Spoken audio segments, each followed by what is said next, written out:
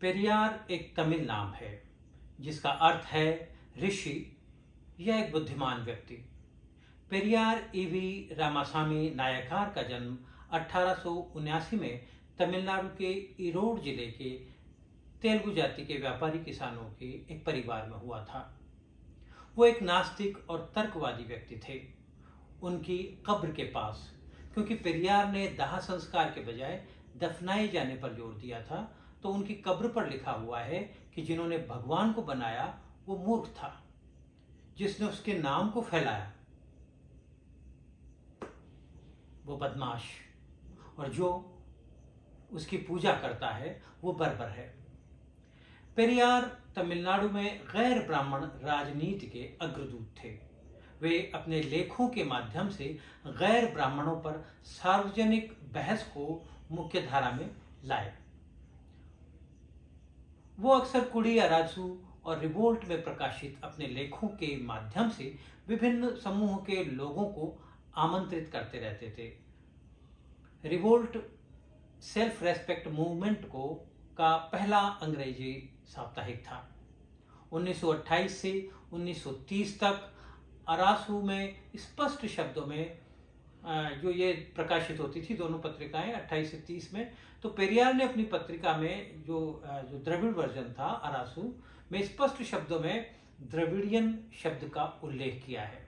उनके अनुसार मुसलमान, ईसाई लोगों के दलित वर्ग में और गैर ब्राह्मण हिंदू जो अपने आप को आर्य नहीं मानते, वे सब द्रविड़ हो सकते हैं।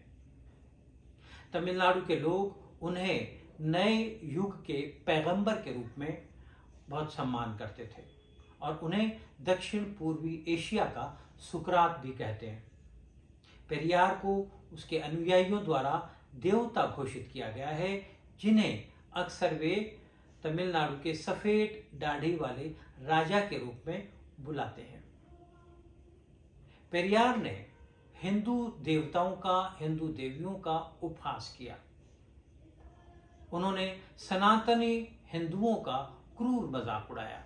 उनकी वैज्ञानिक उपलब्धियों की विपन्नता की तुलना यूरोप की समृद्ध उपलब्धियों से की। 1904 में काशी या बनारस के प्रसिद्ध विश्वनाथ मंदिर में गैर ब्राह्मणों के खिलाफ भेदभाव की एक घटना ने धर्म के प्रति पेरियार के दृष्टिकोण को हमेशा के लिए बदल दिया। पहले वह भी धार्मिक थे, पहले वे भी एक सन्यासी बन करके और बनारस चले गए थे, लेकिन वहाँ उनके एक अनुभव ने उन्हें हमेशा के लिए बदल दिया। तो वहाँ भोजन के लिए वो प्रवेश करना चाहते थे उस मंदिर में, लेकिन ये जानकर कि केवल यहाँ पर ब्राह्मणों के लिए प्रवेश है, उन्हें स्वयं को, अपने आप को ब्राह्मण के रूप में पेश करके भोजन लेना चाहा। लेकिन वहाँ के लोगों को पता लग गया कि ये ब्राह्मण नहीं थे, तो उन्होंने पेरियार को वहाँ से हटा दिया, या यूँ कहे कि भगा दिया। इससे वो बहुत तिक्त हो गए, कटु हो गए और वह मौलिक रूप से तर्कवादी हो गए, नास्तिक, हिंदू विरोधी बन गए। जब वे बनारस से वापस तमिलनाडु आए तो उन्होंने देखा कि तमिलनाडु में भी ऐसा ही रुख था उच्च वर्ग के ब्राह्मणों का गैर ब्राह्मणों के प्रति। वही जातीय पूर्वाग्रह था जैसा उन्होंने बनारस में देखा था। वो केरल गए और वहां उन्होंने पूरे 1 वर्ष तक मंदिरों में दलितों के प्रवेश की मांग को लेकर एक सघन अभियान चलाया। इस आंदोलन के बाद मंदिरों को दलितों के प्रवेश के लिए केरल में खोल दिया गया। 1925 में पेरियार ने आत्मसम्मान आंदोलन की स्थापना की। उस समय काली शर्ट पहनने को अपने उद्देश्य का प्रतीक बनाना उनका एक शानदार विचार था। काली शर्ट पहनकर उन्होंने अपने शेष जीवन में लगभग 50 वर्षों तक ब्राह्मण जाति, ब्राह्मणवाद, जातिवाद, कांग्रेस, हिंदू धर्म, महिलाओं की बुरी स्थिति, इन सब के खिलाफ आंदोलन चलाए। स्वाभिमान आंदोलन ने विशेषकर दलितों को आकर्षित किया, क्योंकि पेरियार लगातार कुडियारासु और रिवोल्ट पत्रिकाओं में लिखकर लोगों का ध्यान दलितों की दयनीय स्थिति की ओर आकर्षित कर रहे थे। उनके लेखों ने ब्राह्मणवादी संस्कृति के विरुद्ध सशक्त तर्क दिए।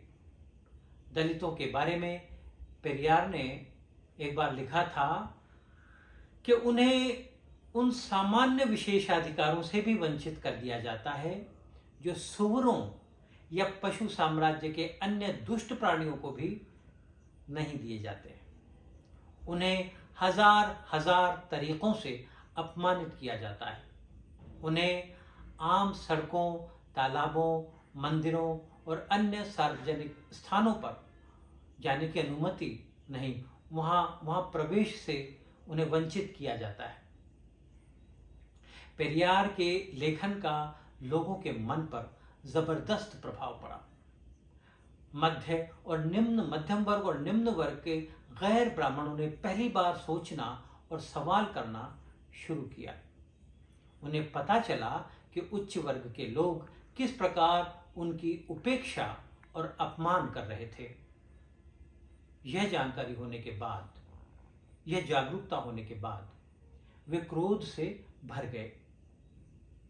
पेरियार ने सीधे संपर्क के माध्यम से लोगों को अपने आंदोलन की ओर आकर्षित किया।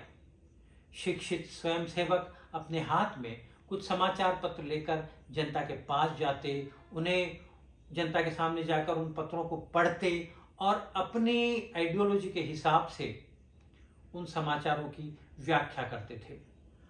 आंदोलन की राजनीतिक शाखा डीएमके अभी भी पार्टी कैडर और लोगों के बीच सीधे संपर्क की इसी पद्धति का पालन करती है, और यही वजह है कि ये दल, ये क्षेत्रीय जो दल है डीएमके और वगैरह, ये वहाँ पर बहुत प्रचलित है, प्रसिद्ध है।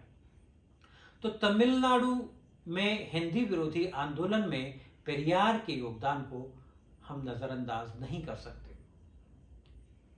इसे 1947 में सी राजगोपालाचारी, जिन्हें राजाजी भी कहा जाता है, के नेतृत्व वाली भारतीय राष्ट्रीय कांग्रेस द्वारा, वहाँ की सरकार द्वारा मद्रास प्रेसिडेंसी के स्कूलों में हिंदी भाषा को अनिवार्य, टीएल थर्ड लैंग्वेज के सेंस में उसको अनिवार्य किया गया था। राज्य सरकार के इस कदम का ईवी रामास्वामी पेरियार और विपक्षी जस्टिस पार्टी, जो बाद में डीके द्रविड़ कड़गम बन गई थी, ने इसका विरोध किया। हिंदी की पढ़ाई के आदेश को हिंदी साम्राज्यवाद माना गया। तमिलनाडु के लोगों ने माना कि इस आदेश से वहां की स्थानीय भाषा को निचला दर्जा हासिल हो जाता है अपने आप ही। इस आदेश को वहां की लोकप्रिय प्रेस द्वारा, पॉपुलर प्रेस द्वारा विखंडनकारी कहा गया, अंध राष्ट्रवादी कहा गया, विभाजनकारी कहा गया। तो इसके बाद वो आदेश काफी अनपॉपुलर हो गया। 1939 में कांग्रेस सरकार के इस्तीफे के बाद फरवरी 1940 में मद्रास के ब्रिटिश गवर्नर लॉर्ड एर्किन द्वारा अनिवार्य हिंदी शिक्षा के आदेश को वापस लेना पड़ा। जस्टिस पार्टी का नाम बाद में बदलकर द्रविड़ कड़गम डीके कर दिया गया। द्रविड़ आंदोलन के बाद कई नेताओं जैसे सीएम अन्नादुरई, एम करुणानिधि और अभी स्टालिन और उनका अभी सुपुत्र है, इन सब के पुराने नेताओं की शुरुआत तो आंदोलनों में, जो पेरियार के आंदोलनों में उन्होंने भाग लिया उससे हुई, लेकिन बाद के नेताओं ने भी पेरियार की ही लाइन पकड़ी और बाद में हिंदी वहाँ पूरी तरह से बंद हो गई। आत्मसम्मान आंदोलन तथाकथित निम्न वर्गों को उनके द्रविड़ अतीत के आधार पर गौरव की भावना दिलाने के लक्ष्य से को समर्पित था। तमिलनाडु के ब्राह्मण विरोधी आंदोलन में तमिल गौरव, तमिल अतीत और वर्तमान का भी विचार शामिल था। इस आंदोलन ने खुद को ऐतिहासिक शख्सियतों, खास करके 8वीं और 10वीं सदी के जो गैर ब्राह्मण चोल सम्राट थे उनके साथ जोड़ा, वहाँ के संतों के साथ जोड़ा।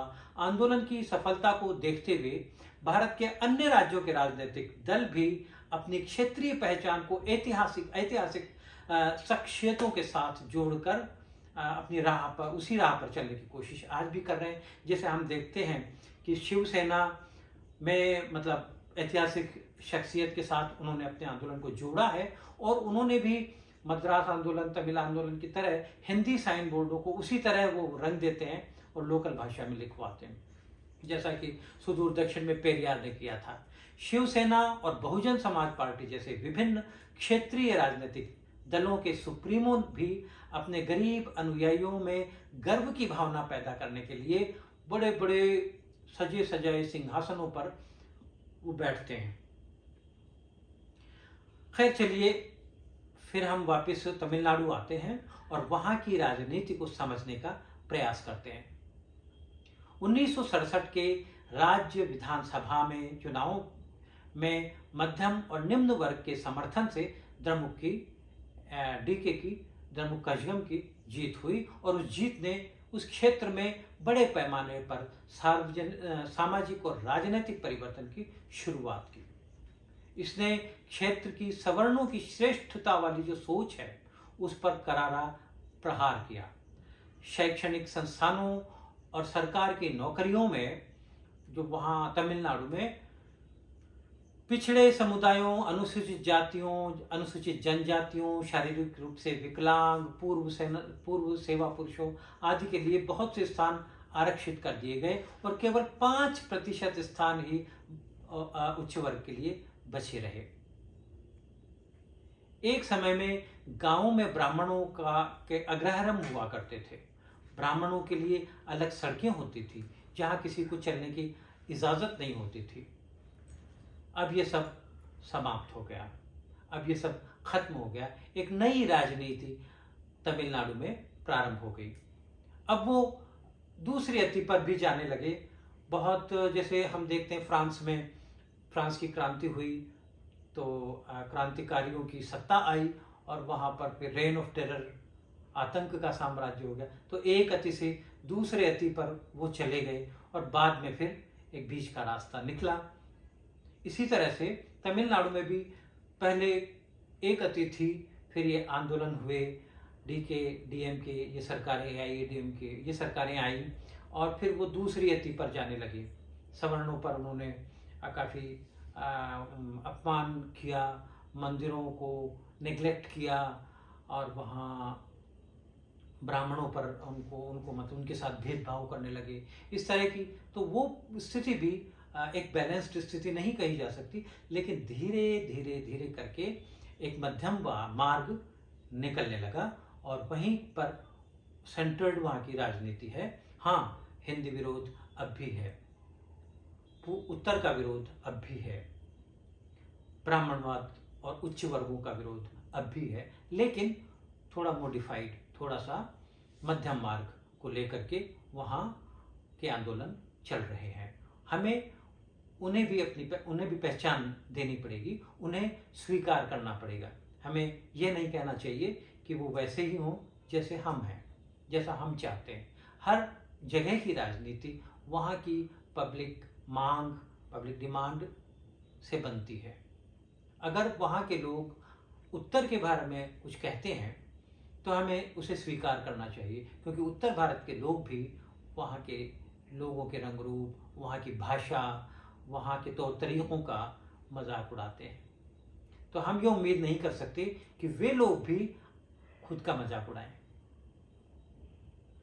धन्यवाद।